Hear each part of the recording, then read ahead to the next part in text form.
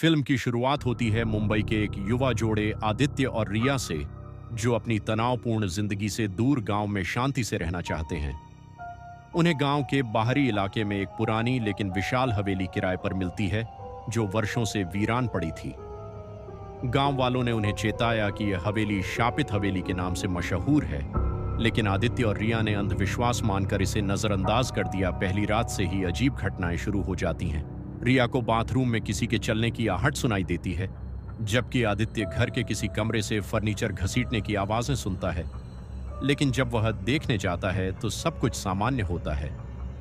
अगले दिन उन्हें छत पर एक पुरानी तस्वीर मिलती है, एक परिवार की जिनके चेहरे खून से ढंके हुए हैं। उन्हें हवेली के एक कोने में एक कमरा बंद मिलता है।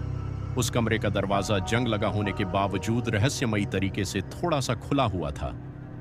अंदर झांकने पर रिया को एक पुतला दिखता है, जिसे किसी महिला की तरह सजाया गया है। उस पुतले की आंखें भयानक रूप से रिया को घूर रही थीं। आदित्य और रिया की पड़ोसी दादी उन्हें बताती हैं कि यह हवेली कभी राजा वर्धन की थी, जो अपनी पत्नी मालिनी पर शक करता था। एक दिन गुस्से में आकर उसने मालिनी और उसकी बेटी को हवेली में ही मार डाला और उनकी लाशों को उसी बंद कमरे में छिपा दिया। कहते हैं, उस दिन से मालिनी की आत्मा इस हवेली में भटक रही है और जो भी यहाँ आता है उसे मौत की नींद सुला देती है। दादी उन्हें हवेली छोड़ने की सलाह देती है, लेकिन आदित्य इसे अंधविश्वास मानकर मना कर देता है।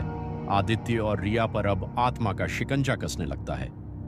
रात में रिया को बार बार बुरे सपने आते हैं, जिसमें वह खुद को उसी पुतले की जगह देखती है।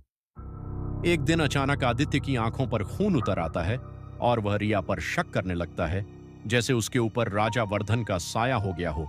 वह रिया से कहता है, तुम भी मुझे धोखा दे रही हो, तुम्हारा अंत भी मालिनी जैसा होगा।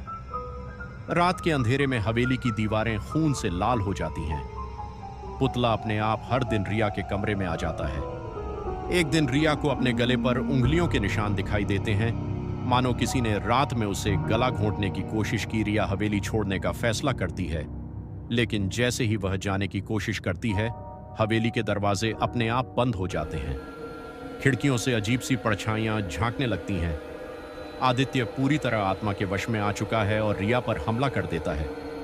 वह कहता है, तुम्हारी आत्मा भी अब इस हवेली का हिस्सा बनेगी। रिया किसी तरह बचकर भागने की कोशिश करती है और बंद कमरे में चली जाती है। वहां उसे मालिनी और उसकी बेटी के कंकाल मिलते हैं। तभी पुतला अपने आप जिंदा हो जाता है और रिया की तरफ बढ़ता है। मालिनी की आत्मा कहती है, अब तुम भी यहीं रहोगी, हमेशा के लिए।